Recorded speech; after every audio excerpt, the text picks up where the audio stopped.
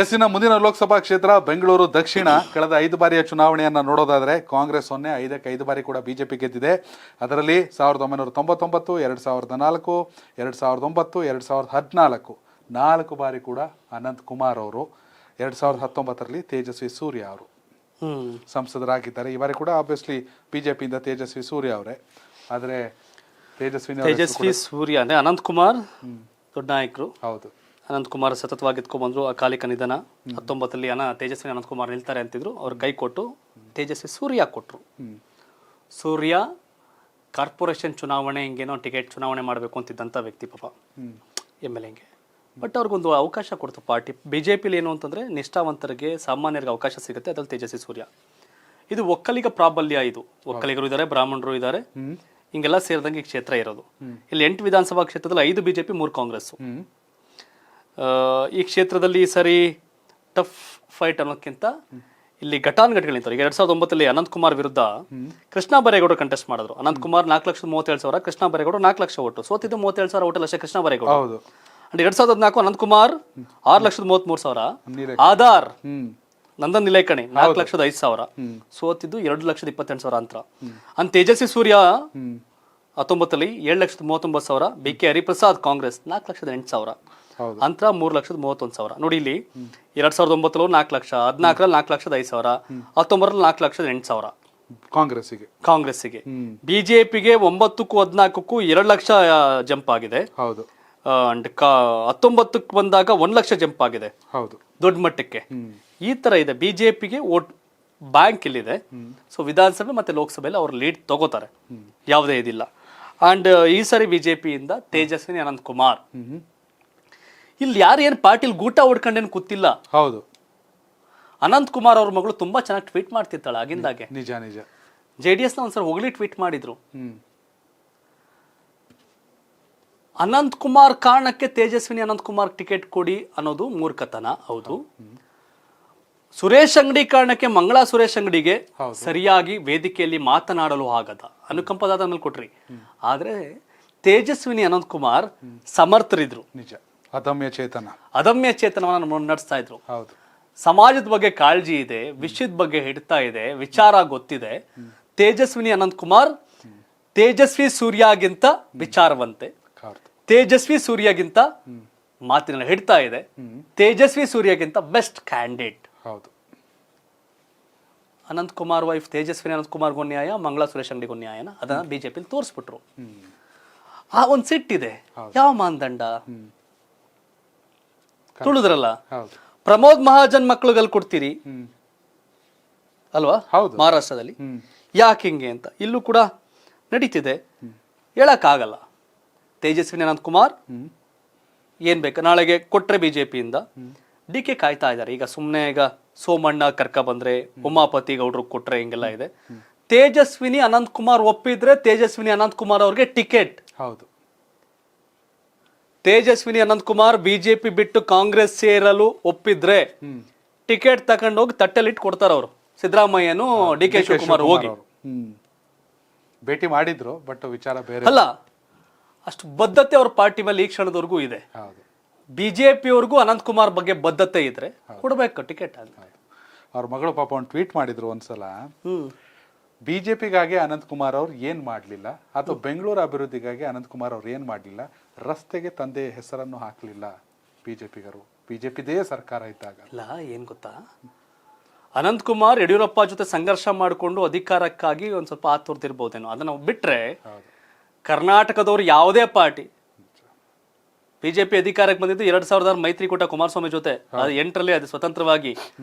SM Krishna ಅವ್ರ ಕಾಲದಲ್ಲಿ ವಾಜಪೇಯಿ ಪ್ರಧಾನಿ ಆಗಿದ್ದಾಗ್ಲೂ ಸಹ ಹೋಗಿ ಕೆಲಸಗಳನ್ನ ಮಾಡ್ಕೊಡ್ತಾ ಇದ್ರು. ನಮ್ಮ ರಾಜ್ಯ ನಮ್ ಜನ ಅಂತ ಅನಂತ್ ಕುಮಾರ್ ಅಲ್ವಾ. ಅನಂತ್ ಕುಮಾರ್ ಆ ಮಟ್ಟಿಗೆ ಬಾಂಧವ್ಯ ಬೆಳೆಸ್ಕೊಂಡಿದ್ರು. ಈಗಲೂ ಕರಿತಾವ DK ಬನ್ನಿ ಅಕ್ಕ ಅಂತ. ತೇಜಸ್ವಿನಿ ಅನಂತ್ ಕುಮಾರ್ ನಿರ್ಧಾರ ಮಾಡಿದ್ರೆ ಅವ್ರು ಕಾಂಗ್ರೆಸ್ ಸ್ಪರ್ಧೆ ಮಾಡ್ತಾರೆ. ಅಖಾಡ ಬದಲಾಗ್ಬೋದು. ಬಟ್ ಇವ್ರಿಗೆ ಬಿಜೆಪಿಗರು ಕೊಟ್ಟರು ಕೊಡ್ಬೋದು, ಗೊತ್ತಿಲ್ಲ. ಸೊ ಇದನ್ನ ಅಸ್ಪಷ್ಟ. ಬಟ್ ಬಿಜೆಪಿ ಒಂದ್ ಗೈ ಮೇಲುಗೈ. ಆದ್ರೆ ಟಿಕೆಟ್ ಯಾರಿಗೆ ಏನು ಕಾಂಗ್ರೆಸ್ ಇಂದ ಅನ್ನೋದು ಕೂಡ ನಿರ್ಧಾರ ಆಗುತ್ತೆ. ಸೋಮಣ್ಣ ಏನಾರ ಹೋಗಿ ನಿಂತ್ಕೊಂಡ್ರೆ ಗೋವಿಂದರಾಜ್ ನಗರ, ವಿಜಯನಗರ ಅವ್ರು ಇಡ್ತದೆಲ್ಲ ಇದೆ. ಬಟ್ ಗೆಲ್ಲಿಲ್ವಲ್ಲ ಶಿವು, ಅಲ್ಲ ಕ್ಷೇತ್ರ ಸಿಕ್ಕಿಲ್ಲ, ಅದು ಬೇರೆ ಕತೆ ಸರಿ ಅಂತ ಇವ್ರನ್ನ ಸೇರ್ಸ್ಕೊಳ್ಳೋಕ್ಕೋಸ್ಕರನೇ ಮೊನ್ನೆ ಡಿ ಕೆ ಶಿವಕುಮಾರ್ ಕೃಷ್ಣಪ್ಪ ಪ್ರಿಯಾ ಕೃಷ್ಣಮ್ಮ ಹೋಗ್ಬಿಟ್ಟು ಸಮಾಧಾನ ಮಾಡಕ್ ಹೋಗಿದ್ರು ಅಂತ ಏನೋ ಚಾಲ್ತಿ ಇದೆ ಸುದ್ದಿ. ಹೌದು ಹೌದು. ಬಟ್ ಅವ್ರ ಹತ್ರ ಒಪ್ಪಕ್ ರೆಡಿ ಇಲ್ಲ. ಯಾಕೆಂದ್ರೆ ಎಂ ಕೃಷ್ಣಪ್ಪ ಶ್ರೀಮಂತ ಡಿ ಕೆ ಶಿವಕುಮಾರ್ ಎಂ ಕೃಷ್ಣಪ್ಪನ ಡಿ ಕೆ ಶಿವಕುಮಾರ್ ಇವಾಗ ಅವಾಗ ಇವತ್ತು ಡಿ ಕೆ ಶಿವಕುಮಾರ್ ಶ್ರೀಮಂತರು ಇರಬಹುದೇನೋ, ಆದ್ರೆ 20-30 ವರ್ಷದಿಂದನೂ ಕೂಡ ಫಿನಾನ್ಷಿಯಲಿ ಲೇಔಟ್ ಕೃಷ್ಣಪ್ಪ ಅಂತ ಕರೆಯೋದು, ಹೌದು, ಅವೆಲ್ಲ ಮಾಡ್ಕೊಂಡು ಬೆಳೆದಿದ್ದು ಕೃಷ್ಣಪ್ಪ. ಇವತ್ತು ಕೃಷ್ಣಪ್ಪನ ಮನೆಗೆ ಹೋದ್ರೆ 100 ಜನಕ್ಕೆ 1000 ಜನಕ್ಕೆ ಊಟ ಹಾಕ್ತಾರೆ. ಇವತ್ತು ಕೃಷ್ಣಪ್ಪ ಅವ್ರನ್ನ ಮಂತ್ರಿ ಮಾಡದಿರೋ ಟೈಮಲ್ಲಿ ಗಲಾಟೆಯಾಗಿ ಮೆಟ್ರೋಗೆಲ್ಲ ದೊಡ್ಡ ಗಲಾಟೆ ಆಗಿತ್ತು. ಹೌದು ಹೌದು. ಎಂ ಕೃಷ್ಣಪ್ಪ ಒಕ್ಕಲಿಗ ಸಮುದಾಯಕ್ಕೆ ಸೇರಿದವರು ನಂಗೆ ಕಾಂಪಿಟೇಟರ್ ಆಗ್ತಾರೆ ಅನ್ನೋ ಕಾರಣಕ್ಕೆ ಡಿ ಕೆನೆ ಅವ್ರನ್ನ ಅವಾಯ್ಡ್ ಮಾಡಿದ್ರು ಅನ್ನೋದು ಅವ್ರ ಸಿಟ್ಟಿದೆ ಅವ್ರಿಗೆ. ಹೌದು. ಎಂ ಕೃಷ್ಣಪ್ಪ ಲೆಕ್ಕಾಚಾರದಲ್ಲಿ ಪಕ್ಕಾ ಇದ್ದು ವ್ಯವಹಾರ ಮಾಡಿ ಬೆಳೆದು ಬಂದದ್ದು. ಡಿ ಕೆನ ಎಂ ಕೃಷ್ಣಪ್ಪನ ಅಂದ್ರೆ ಎಂ ಕೃಷ್ಣಪ್ಪನೇ ವ್ಯಾವಹಾರಿಕವಾಗಿ ಪಕ್ಕ ಎಂ ಕೃಷ್ಣಪ್ಪ. ಹಾಗಾಗಿ ಆ ಸಿಟ್ಟಿದೆ.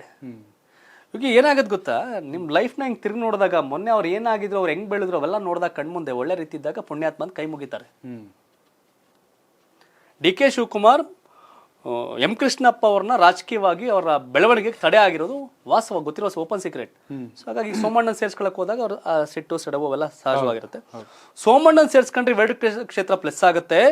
ಸೋಮಣ್ಣನ ಕಾಂಗ್ರೆಸ್ ಸೇರ್ಸ್ಕೊಂಡು ತುಮಕೂರು ಟಿಕೆಟ್ ಕೊಡೋಣ, ತೇಜಸ್ವಿನಿ ಅನಂತಕುಮಾರ್ ಕರ್ಕೊಂಡ್ಬಂದು ಬಿಜೆಪಿ ಇಲ್ಲಿ ಕಾಂಗ್ರೆಸ್ ಕೊಟ್ರೆ ಹಿಂಗೆ ಇವೆಲ್ಲ ಇದು ನಡೀತಿದೆ. ನೀವೇನು ಸುಮ್ಮನೆ ಅನ್ಕೋಬೇಡಿ ಇದನ್ನ, ಒಳಮರ್ಮನ ಇದನ್ನ ಸಾಕು ಅದೇ. ಬಟ್ ಏನೇ ಆದ್ರೂ ಬಿಜೆಪಿಗೆ ಒಂದು ಮೇಲುಗೈ ಇದೆ ಈ ಕ್ಷೇತ್ರ. And one thing, Umapathi Gowda Padmanabhanagar ಚುನಾವಣೆ ನಿಂತು ಗೆದ್ರೆ ಹೀರೋ ಆಗ್ತೀವಿ ಅಂತಿಲ್ಲ, ಸೋತ್ರು ಹೀರೋ ಆಗ್ತಾರೆ. ಈಗ ಉಮಾಪತಿ ಗೌಡ ಸೋತಿರೋ ಚುನಾವಣೆಯಲ್ಲಿ ಆ ಕ್ಷೇತ್ರ ನಂದೇ ಅಂತ ಕೆಲಸ ಮಾಡ್ಕೊಂಡು ಓಡಾಡ್ತಾರೆ. ಹೌದು. ಸತೀಶ್ ರೆಡ್ಡಿ ಅಲ್ಲಿ MLA. ಹೌದು. ಸತೀಶ್ ರೆಡ್ಡಿ ಮೃದು ಸ್ವಭಾವ, ಸೈಲೆಂಟ್ ಮನುಷ್ಯ, ಯಾರನ್ನೋ ಅಣ್ಣ ತಮ್ಮ ಅನ್ಕೊಂಡೆ ಕೆಲಸ ಮಾಡ್ಕೊಂಡು ಹೋಗೋದು. ಈ ಉಮಾಪತಿ ಗೌಡರು ಚುನಾವಣೆ ಸೋತವ್ರು. ಈಗ ಆದ್ರೂ ಒಂದ್ ಸ್ವಲ್ಪ ಅದೇ ಆ ಡೈಲಾಗ್ಗಳು ಹಂಗೆ ಸ್ವಲ್ಪ ಇದ್ದಂಗೆ.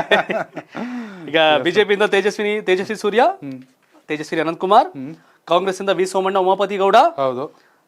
ತೇಜಸ್ವಿ ಅನಂತಕುಮಾರ್ ಒಪ್ಪಿದ್ರೆ ಅವ್ರಿಗೆ ಕಾಂಗ್ರೆಸ್ ಹಾಕಬಹುದು. ಇದಿಷ್ಟು ಕತೆ. ಬಟ್ ಬಿಜೆಪಿ ಮೇಲುಗೈ ಲೆಕ್ಕಾಚಾರದಲ್ಲಿದೆ. ಕಾಂಗ್ರೆಸ್ನ ಪ್ರಭಾವ ಏನಾಗುತ್ತೆ ನೋಡ್ಬೇಕು. ಹೌದು. ಇದು 8 ವಿಧಾನಸಭಾ ಶಾಸಕರ ಬಗ್ಗೆ ಒಂಚೂರು ಹೇಳ್ಬೋಣ.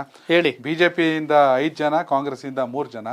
ಇಲ್ಲಿ ಬೆಂಗಳೂರು ದಕ್ಷಿಣ ಲೋಕಸಭಾ ಕ್ಷೇತ್ರದಲ್ಲಿ ಬರುವಂತ ವಿಧಾನಸಭಾ ಕ್ಷೇತ್ರದಲ್ಲಿ Govindarajanagar Priyakrishna Congress, Vijayanagar M Krishnappa Congress, Chickpet Uday Garudachar BJP, Basavanagudi Ravi Subramanya BJP, Padmanabhanagar R Ashok BJP, BTM Ramalingareddy ಅವರು ಕಾಂಗ್ರೆಸ್ ಇಂದ, ಜಯನಗರ CK ರಾಮಮೂರ್ತಿ ಬಿಜೆಪಿ, ಬೊಮ್ಮನಹಳ್ಳಿ ಸತೀಶ್ ರೆಡ್ಡಿ ಅವ್ರ ಬಗ್ಗೆನೇ ಮಾತಾಡ್ತಿದ್ರಿ ಬಿಜೆಪಿಯಿಂದ.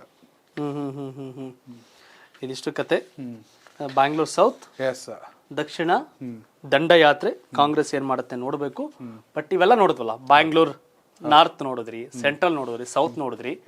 ಇಲ್ಲಿ ಸೆಂಟ್ರಲ್ ಕಾಂಗ್ರೆಸ್ಗೆ ಸುಲಭವಾಗಿ ದಕ್ಕಬಹುದಾದ ಕ್ಷೇತ್ರ ಪ್ರಯತ್ನ ಮಾಡಿದ್ರೆ, ಸೌತ್ ಮತ್ತೆ ನಾರ್ತ್ ಬಿಜೆಪಿ ಗಟ್ಟಿಯಾಗಿ ಮೊಳೆ ಹೊಡ್ಕೊಂಡವ್ರೆ. ಇವನ್ನೆಲ್ಲ ಸೋಲ್ಸ್ಬೇಕು ಅನ್ನೋದು ಡಿ ಕೆ. ಇದು ಇನ್ಚಾರ್ಜ್ ಮಿನಿಸ್ಟರ್ ಆಗಿ ಗೆಲ್ಸಿಲ್ಲ ಅಂತಂದ್ರೆ ಡಿ ಕೆ ನಿಯಾಸಿಮ ಡಿಸಿಎಂ ಶಕ್ತಿ ಇಲ್ವಾ ಅಂತ ಕೇಳ್ತಾರೆ ಸಿದ್ದರಾಮಯ್ಯ ಕಡೆಯವರು. ನಪ್ಪ ಡಿ ಕೆ ಯಾಕಯ್ಯ ನೀನೇ ಇನ್ಚಾರ್ಜ್ ಮಿನಿಸ್ಟರ್ ತಗೊಂಡಿದ್ದೆ ಅಂತ ಕೇಳ್ತಾರೆ. ಸೊ ಇದು ಡಿ ಕೆಗೆ ಸವಾಲಿನ ಪ್ರಶ್ನೆ. ಈ ಚುನಾವಣೆ ಹೇಗಿದೆ ನೋಡಿ ಮಜಾ. ಇದುವರೆಗೂ ಡಿ ಕೆ ದಂಡೆತ್ತಿ ಬಂದಿರೋದೆ, ಯಾರಿಗೂ ಜಗ್ಲಿಲ್ಲ ಬಗ್ಲಿಲ್ಲ. ಬಟ್ ಈ ಲೋಕಸಭಾ ಚುನಾವಣೆ ಡಿ ಕೆ ಶಿವಕುಮಾರ್ ಸಹೋದರ ಡಿ ಕೆ ಸುರೇಶ್ಗೆ ಗ್ರಾಮಾಂತರದಲ್ಲಿ ಕಬ್ಬಿಣದ ಕಡ್ಲೆ, ಬೆಂಗಳೂರಿನ 3 ಕ್ಷೇತ್ರಗಳು ಸಹ ಕಾಂಗ್ರೆಸ್ಗೆ ಕಬ್ಬಿಣದ ಕಡ್ಲೆ. ಇವು ಸವಾಲು ಡಿ ಕೆ ಶಿವಕುಮಾರ್ಗೆ. ಹೌದು. ಸೊ ಹೀಗಾಗಿ ಇದನ್ನ ಹೆಂಗೆ ಹ್ಯಾಂಡಲ್ ಮಾಡ್ತಾರೆ ಅಂತ ನೋಡ್ಬೇಕು. ಹೀಗಾಗಿ ಬಹಳ ಒಳ ಲೆಕ್ಕಾಚಾರಗಳನ್ನ ಡಿ ಕೆ ಸ್ಟ್ರಾಟಜಿ ಮಾಡ್ತಾರೆ. ಹಾಗಾಗಿ ಇದ್ರ ಕುತೂಹಲ ಇರುತ್ತೆ ಬಹಳ. ವೀಕ್ಷಕರೇ, ಬೆಂಗಳೂರು ದಕ್ಷಿಣ ಲೋಕಸಭಾ ಕ್ಷೇತ್ರದ ಸಂಸದರು ಯಾರಾಗಬೇಕು, ಕಾಂಗ್ರೆಸ್ನವರ ಬಿಜೆಪಿಯವರ? ನಿಮ್ಮ ಅಭಿಪ್ರಾಯ ಕಾಮೆಂಟ್ ಮಾಡಿ. ಹಾಗೆ ಯಾರು ದೇಶದ ಪ್ರಧಾನಿ ಆಗ್ಬೇಕು, ನರೇಂದ್ರ ಮೋದಿ ಅವರ, ರಾಹುಲ್ ಗಾಂಧಿನ, ಮಲ್ಲಿಕಾರ್ಜುನ ಖರ್ಗೆ ಅವರ? ಕಾಮೆಂಟ್ ಮೂಲಕ ತಿಳಿಸಿ.